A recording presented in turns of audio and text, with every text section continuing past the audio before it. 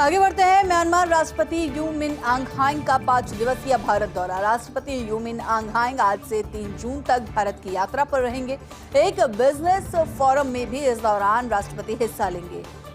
वहीं आपको बता दें कि प्रधानमंत्री नरेंद्र मोदी के निमंत्रण पर आज बोधगया से अपने दौरे की शुरुआत करेंगे। 1 जून को पीएम के साथ दोनों देशों के बीच संबंधों को मजबूत करने को लेकर वार्ता रहेगी। राष्ट्रपति यू मिन आंग ह्लाइंग के साथ एक उच्च स्तरीय डेलीगेशन भी पहुंचा है, जिसमें कैबिनेट मंत्री, सीनियर अधिकारी और बिजनेस लीडर्स शामिल होंगे।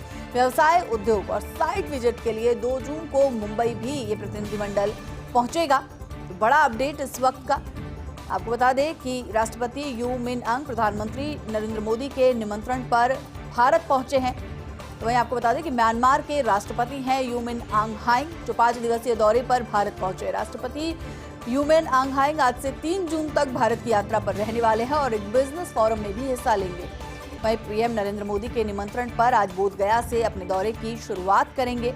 1 जून को पीएम के साथ दोनों देशों के बीच संबंधों को मजबूत करने पर वार्ता भी राष्ट्रपति यू मिन आंग करने जा रहे हैं।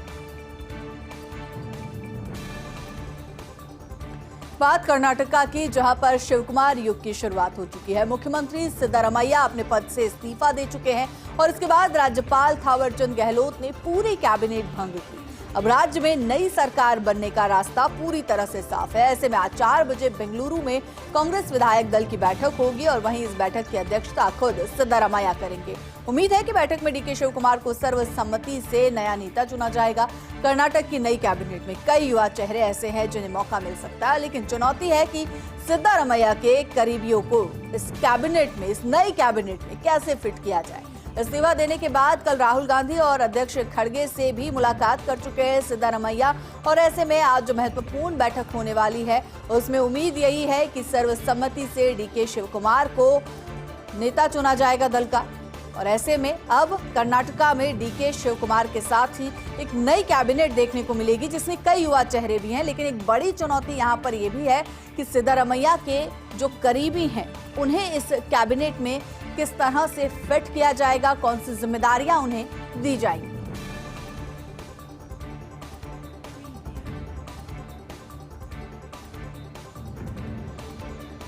तो उम्मीद यही कि कर्नाटक के इस नई कैबिनेट में नए चेहरों को मौका मिल सकता है।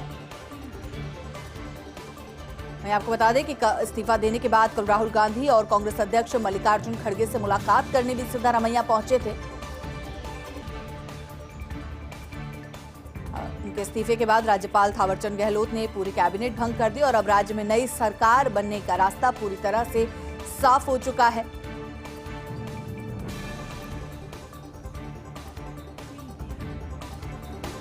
झारखंड राज्यसभा चुनाव 2026 और इस चुनाव को लेकर इंडी गठबंधन की रणनीति लगभग तय है। महागठबंधन दोनों सीटों पर अपने उम्मीदवार उतारेगा।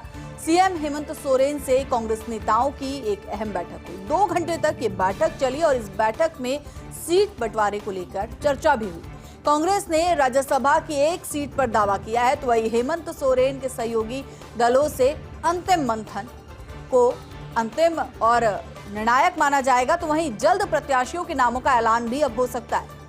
झारखंड मुक्ति मोर्चा और कांग्रेस को 1-1 सीट मिलने के भी यहां पर संकेत मिल रहे हैं।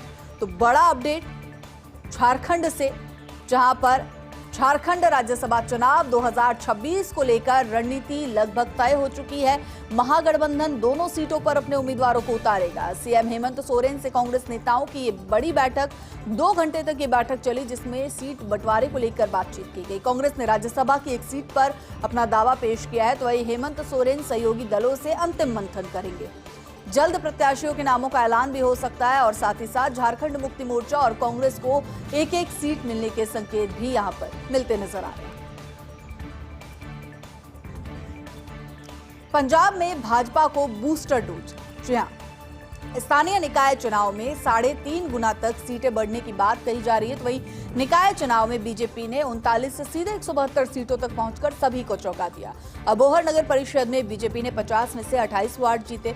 विधानसभा चुनाव 2027 में पार्टी के बेहतर प्रदर्शन का ये संकेत भी है। केंद्रीय मंत्री रवनीत सिंह बिट्टू ने 2027 में बीजेपी के बेहतर प्रदर्शन की उम्मीद जताई है। तो प्रदेशाध्यक्ष सुनील जाखड़ ने इस जीत को ऐतिहासिक बताया है।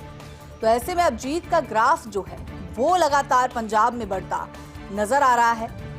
और साथ ही साथ 2027 की बात करें तो बीजेपी के बेहतर प्रदर्शन की उम्मीद यहां पर जताई जा रही है। प्रदेशाध्यक्ष सुनील जाखड़ ने इस जीत को ऐतिहासिक बताया।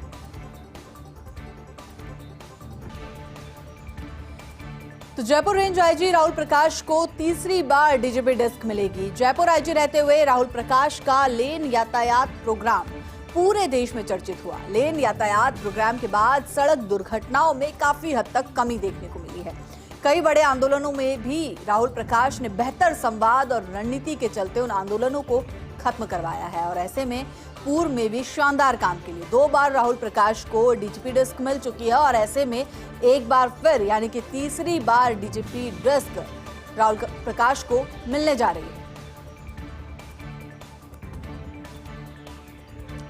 अब बात सीएनजी के बढ़ते दामों की। मुंबई में एक बार फिर से सीएनजी महंगी हो गई है। 2 रुपए की बढ़ोतरी के साथ ही 86 रुपए प्रति किलो सीएनजी की दरों में वृद्धि देखने को मिली है। पीएनजी की बात करें तो 50 पैसे प्रति एससीएम महंगी हुई है पीएनजी।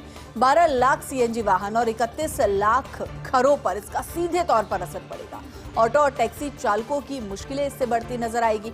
यूनियनों ने अब किराया बढ़ाने की मांग उठाई। हालांकि बढ़ोतरी के बाद भी पेट्रोल डीजल से सीएनजी लगभग सस्ती है, लेकिन सीएनजी के दामों में भी जिस तरह से लगातार इजाफा देखने को मिल रहा है और जिस तरह से जो ऑटो रिक्शा यूनियंस है मुंबई में, उन्होंने भी अब बात की है किराया बढ़ोतरी की, क्योंकि सीएनजी के दाम लगातार बढ़ते जा रहे हैं। और आधे से ज्यादा जो ऑटो रिक्शा हैं, जो मुंबई की लाइफलाइन भी माने जाते हैं, उन्होंने अब मांग की है कि जो किराया है उसे बढ़ा दिया जाए, क्योंकि जिस तरह से दाम बढ़ रहे हैं उस तरह से मुनाफा भी बढ़ना चाहिए।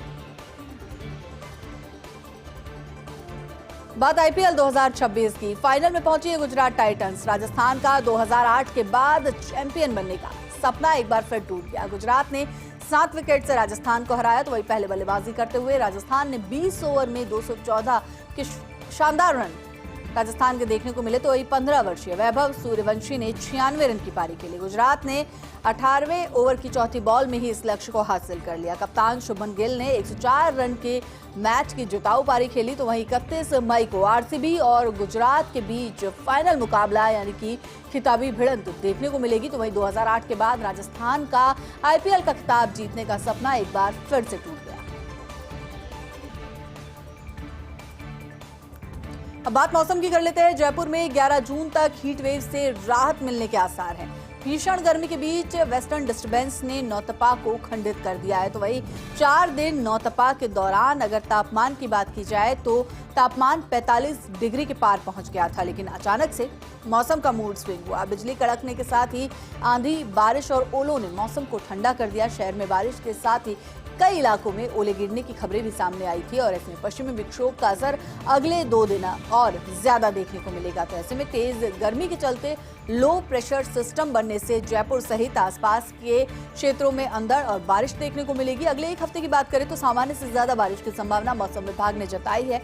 इससे पारा 2 से 4 डिग्री तक लुढ़कने के साथ ही हीट वेव से भी राहत मिलेगी। तो वहीं पूरे प्रदेश की बात करें तो तापमान में लगभग 10 डिग्री के आसपास गिरावट भी दर्ज की गई है।